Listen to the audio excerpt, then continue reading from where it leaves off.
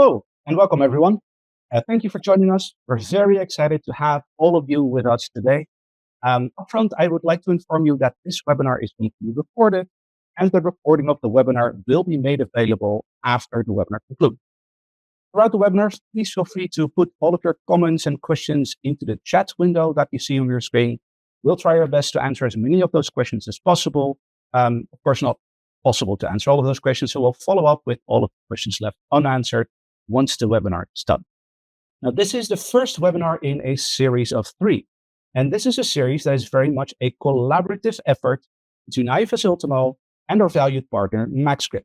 What we're doing is, together, we're busting some of the major myths that persist around enterprise asset management systems. So in today's installment, we will be specifically looking at all of the common beliefs surrounding the implementation of EAM systems.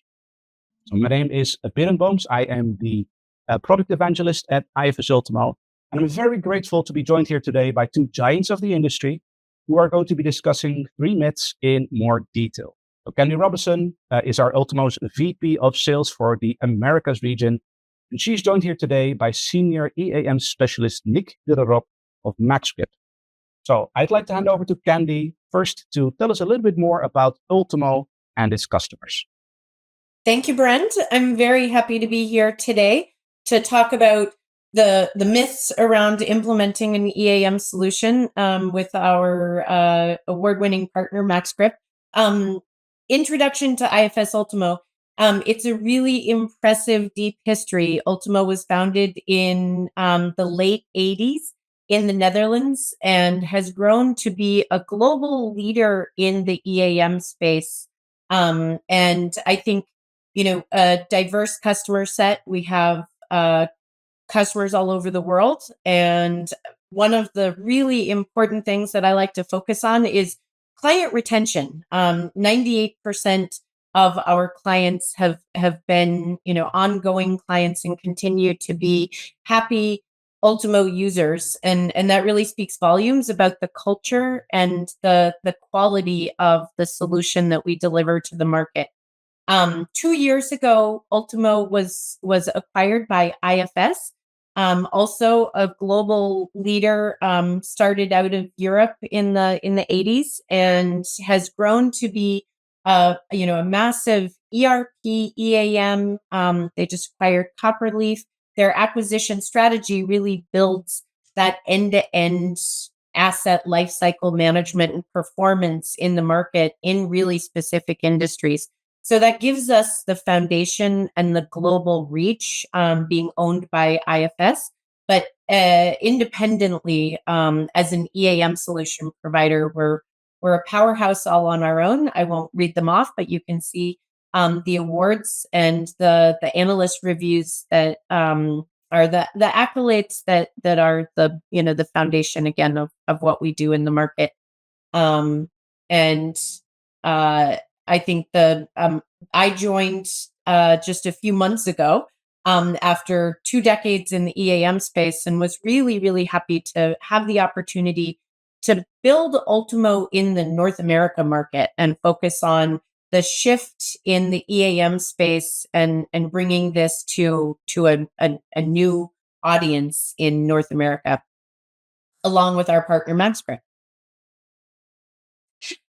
You can see from this slide the diverse, not only location, but industries of the logos that are represented here. Companies like Kikkoman and Friesland Campina in the food and beverage industry, and then big players in the oil and gas space. You've got BP on this slide, TTI in the transport and logistics, and really, this represents a diverse set of assets and clients that we're able to offer, an efficient and cost-effective way of working. I think the supporting their journey in the most flexible and easy to use EAM solution while still being cost-effective.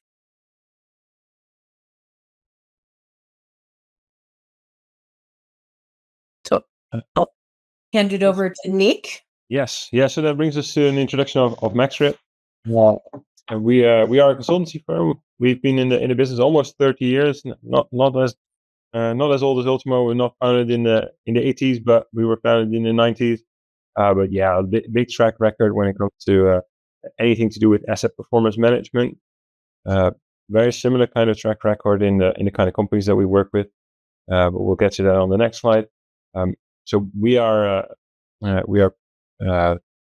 considered to be trusted advisors to our customers, and what sets us apart is that the majority of our colleagues have boots on the ground experience. They have shop floor experience. They know what it is to work in your plants.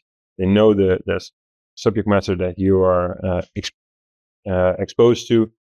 And this year, only last week, we were very pleased to be rewarded for our efforts by being chosen as the implementation partner of the year, which is a very prestigious honor for us, and we're very glad to have received it. And brings us to the next slide, where we have a very similar slide to the one you just saw. Even a couple of logos that are on both slides. We work globally from our 3 offices, and this is just a small selection of the various customers that we deal with, also in a variety of industries, like you can see in oil and gas, chemical, infra asset management, power and utilities, but also very much in fast-moving consumer goods, so food and bev, a little bit of everything, and a lot of track record when it comes to EAM implementation, remediation as well. So yeah, very interesting array of customers. Right, thank you for those insights. I would say that it's especially prevalent for some of these bigger global customers to have an idea about the predicted time it takes, right, for an implementation to complete. So, Nick, if I may ask you, if I were to pose to you that EAM implementations take years to complete, what would your typical response be? Great question, and it's indeed something that we get asked quite a bit in initial stages of a project. At MaxScript, we typically see that the initial rollout of an EAM system is between 3 to 6 months, and that's quite a range. But the question obviously is also a little bit like how long is a piece of string? It depends a little bit on the scope and the client needs, the requirements, but realistically, we can get practically any company in their first site to go live within the 3 to 6 months. And we even have examples of a project right now that we're working on with over 30 sites, where we are planning to have all 30 sites live within 9 months. And we are on track with that. We're 3 months in, we're on track to actually deliver 30 sites to be live within 9 months. So that's quite an achievement. Yeah, I think that also speaks to the, not only the solution, but the relationship with our partner MaxScript. The solution is modular and scalable. So I think that's where MaxScript, working with our clients on the front end to understand the requirements and scale up to what that looks like. Yes, implementations can take years. I have had many customers where that's the relationship, but there is also a quick time to value where Ultimo can start delivering an ROI within months, and then fully scalable in different parts of your organization, where you could be bringing in, integrating to your ERP, or bringing in, health and safety. And I think that's the part that, customers shouldn't be intimidated by how long it's going to take to implement the solution. It's the quick time to value is one of the things that makes Ultimo such a great investment, is you start seeing that return quickly. And how are you going to measure that? That's one of the things MaxScript takes an approach of, that advisory and trusted relationship, which I really appreciate in a partner. So if I understand correctly, what we're saying is start small and pragmatic, but dare to dream big and be ambitious. Is that correct? Yeah, that's one of my favorite sayings, Brent, is think big, start small, act fast, right? And I think that's where you can break your project down into those milestones that's going to deliver some immediate wins for your organization. And then think big and global organizations. The slides that we just showed for both companies, there's some massive organizations on there that, start with a few plants and then really have a plan to expand globally, where you're going to start to realize that value. Yeah, and to add to what Candy just mentioned, so to MaxRip and IFS Ultimo together, we can support you to dream big and to support you on that journey. Right. So it's a combination of having a sound system that is ready for growth, right? Being scalable and modular in that sense.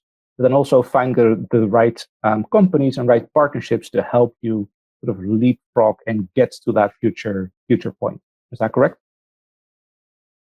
Absolutely. And I think that's one of the things, Brent, I won't get off topic, but one of the other things that I know our product team and strategy talks about is a circle of collaboration. So when we start talking to clients, it's really about understanding where the organization pain points and the KPIs and drivers that are bringing our clients to make the decision about their EAM solution. Maybe they have one, and they're looking in the market for other solutions. And what are those needs that are driving those decisions? And some of the work that we've been doing with MaxGrip is also around their, reliability practice. So that also brings in that conversation when you're thinking about a circle of collaboration, bringing in different areas of the business. You're bringing in some reliability and operations and maintenance and that health and safety, and so you're really starting to think about the entire organization. But again, that's a bigger dream, and you can break that down into components and implement it in phases. Yeah, yeah, and that circle of collaboration is basically primarily there because we need the people to work together. Empower to perform is one of our major topics on realizing value. So going beyond the implementation is making sure that we can actually realize that value, and for that, people are key. So connecting the dots within the organization and getting that circle of collaboration to work together. That's your workforce in the driver's seat, basically, making sure that they can actually work together and get the most out of your assets. Wonderful. Thanks for that. So people are key in realizing value. And I think fast time to value obviously is very desirable, but it should never come at the expense of usability. So how true is it, would you say, that customization of an EAM system is it's impossible or it's very limited? Any thoughts on this topic? Yeah, so it's something that we actually hear a lot. And if you ask your IT manager and tell them that you need a custom solution, they'll probably get some sweaty armpits. And if you ask your CFO, they'll be like, "Oh no, we don't have any money for that." But it's good to know that there's a distinction. It's a subtle nuance between customization and configuration, where customization can indeed be somewhat challenging and expensive, especially when you think about updates and upgrades towards the future. However, with the Ultimo product, we're primarily focusing on configuration. So making functional changes to your user interface, to the behavior of the application, to your processes, to ensure that the application suits your needs and it actually fits with what is important to you, and to enable you to continue on with your own business processes and objectives without having to adapt to a system. You want the system to be to adapt and support your processes. And with Ultimo, it is primarily done through configuration on top of a very solid bedrock of business rules and a solid foundation of a platform. And with that, we have a lot of capabilities within Ultimo to make sure it suits your needs. Yeah, it's absolutely. I think Nick and I were talking about this earlier in the week. It's the capital C, right? So we want to make sure that customization is limited to none, and configuration, where you're not backing yourself into a corner of not being able to adapt and adopt new features and upgrades. And it's very strange when you realize that you've been doing something for 2 decades. And so I've come from a period of time in my early years in the EAM space where it was highly customized. It was super easy to customize the application.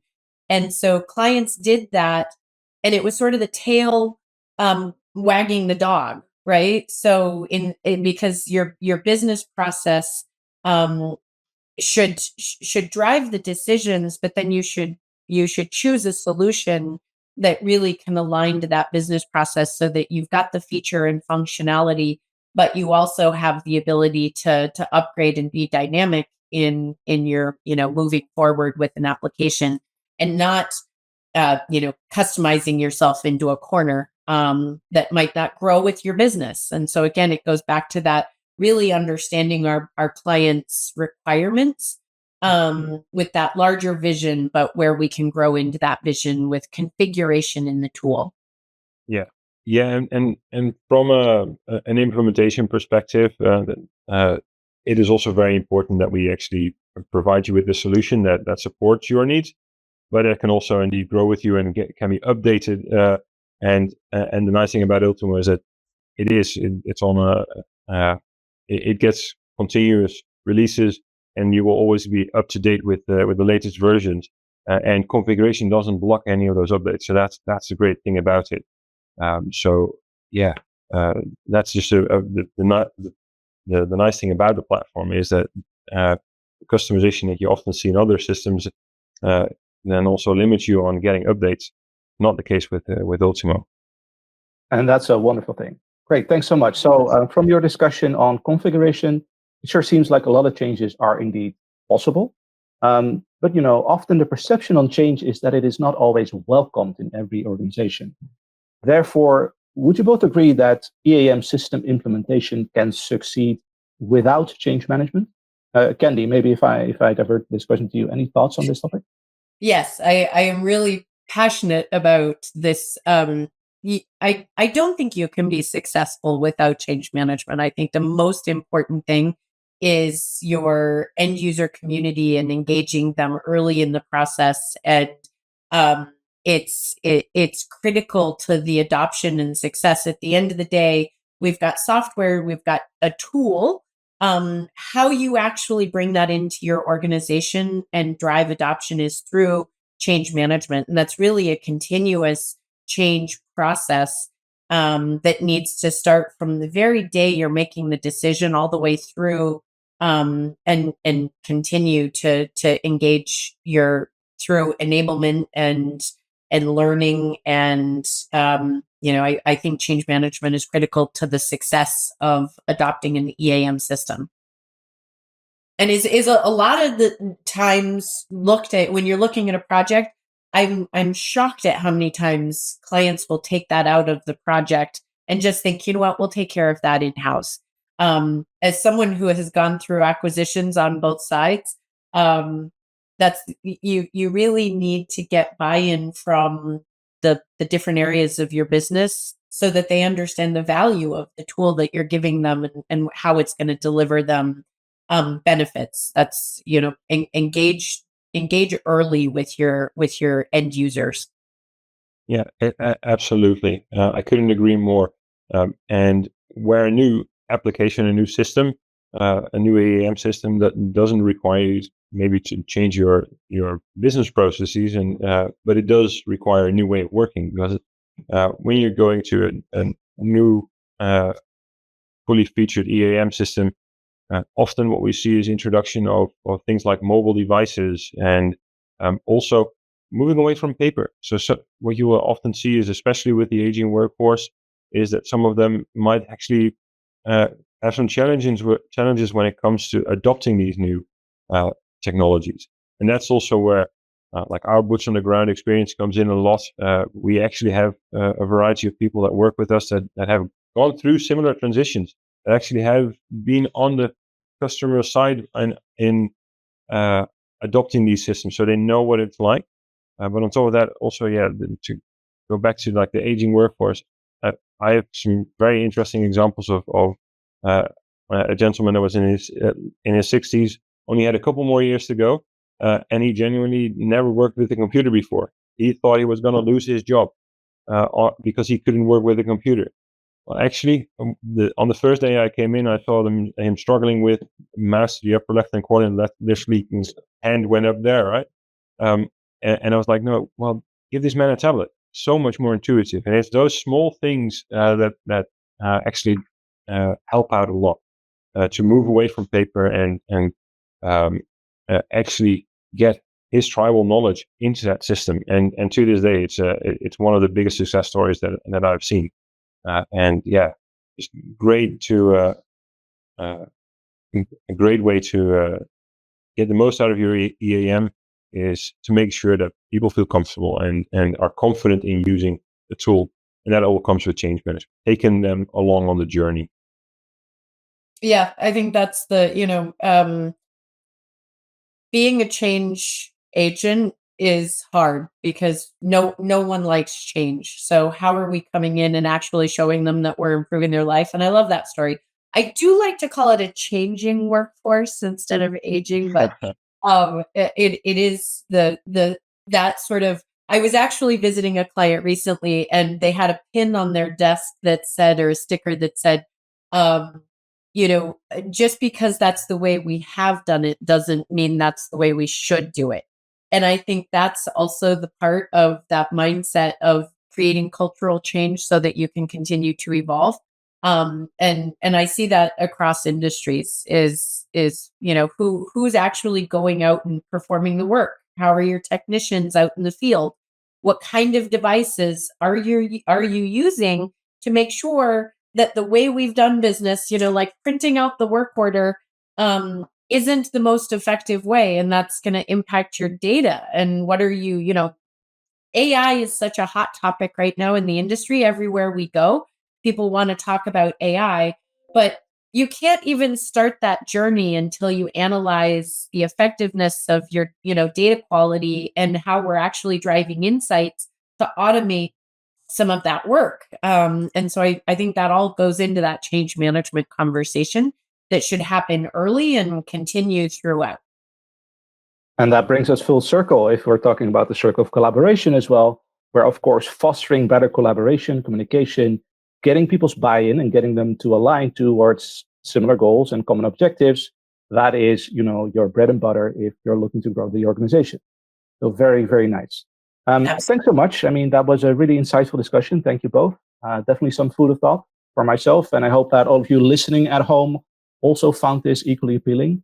What I'd like to ask you to do now is any questions, any comments that you have, please place them in the chat. And while we'll take a look at the list of questions coming in, I'd like to ask Nick to tell us a little bit more about a very successful implementation that was run, a customer case. Yeah, so this was indeed a very interesting project that I was able to be a part of last year. This was a very large container terminal in on the western coast of the United States. On this container terminal, we implemented Ultimo, integrated it with their local ERP system, and this had quite a large workforce. They were on an aging EAM system or CMMS system that was utilized quite well, but it was showing its age, and we upgraded them to Ultimo, and we started off with a business scan. So that's basically going in and finding out what do they actually need, because they actually didn't know themselves. So we, together with them, we found out what their requirements were. We drew up the plan, designed. We designed the software with them, and it was very quick turnaround time, very rapid time to value. So it was only a 60-day project, basically, where we were able to implement Ultimo in a very complex organization with a variety of on-site vendors that were also part of the of the workforce there that obviously have their own requirements and their own way of working. Basically, getting them all aligned. Yeah, change management was very important there. Some face-to-face and on the shop floor coaching, so just in general, a very interesting project. We did it with a very small team from XRIP, rapid time to value, and they've been using the application very, very fruitfully for over a year now.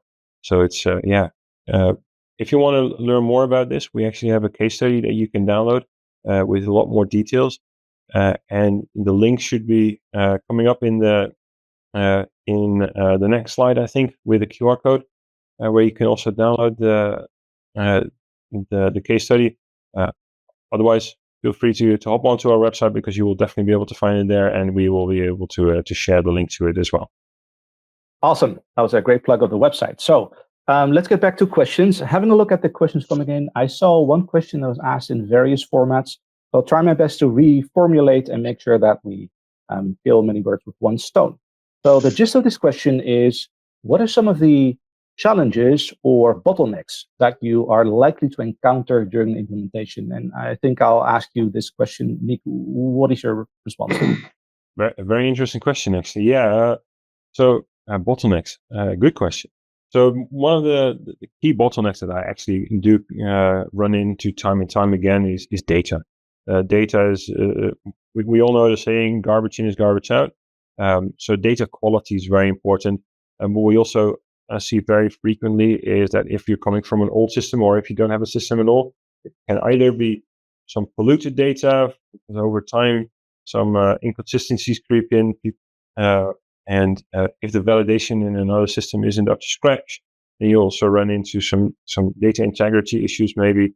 Data is very important, and often many of our customers don't actually even have a full asset register, not even in an Excel spreadsheet somewhere.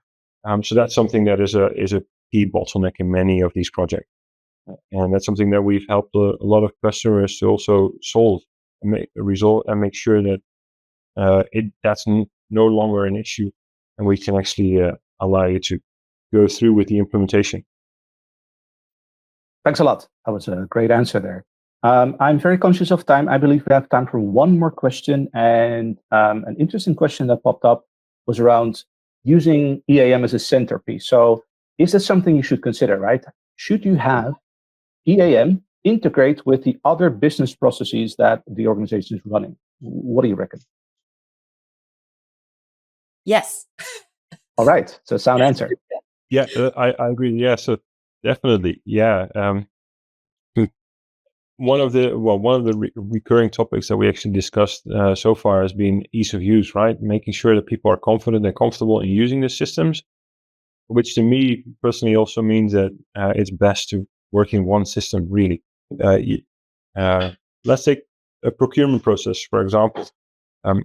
It's so much better to have your maintenance people just work in their maintenance system, request their spare parts, request the purchasing for spare parts in their EAM system, that then gets sent off to your procurement or finance department, whoever then puts in the order with your vendor in their ERP system. They don't want to be bothered with having to go into an EAM system that they're not familiar with. They don't work with it every single day.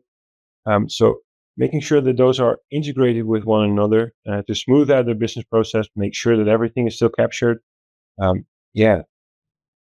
Solid. That's definitely a solid idea. It is, and I think that's also where how it intersects with the people, systems, and the procurement, and the health and safety, and the ESG, and as our businesses and assets become more complex, and we have different priorities being driven from the business, the criticality and how we manage those assets are sort of at the center of that wheel, and then the rest of it. You can create a single pane of glass for your leadership team in how you deploy your EAM system as that center of that value chain. And it is about generating value. I saw a really nice question coming in. The question is, do you agree with the saying, an ounce of prevention is worth a pound of cure? Absolutely. It is about the generation of value, the time and effort that you put in, and generating substantial results for the business. Great. All right. I believe that's all we have time for this webinar. On behalf of all of the Mythbusters, I'd like to thank you all for tuning in. Make sure that you sign up for the next installments in this series as well, and you can do so using the QR code that is visible on the screen right here. What we will do is we'll make sure to follow up with any of the questions left unanswered, and of course, we will also send out the recording of today's session. So enjoy the rest of your day, and we look forward to seeing you next time. Great. Thank you very much. Thanks for joining. Have a great day.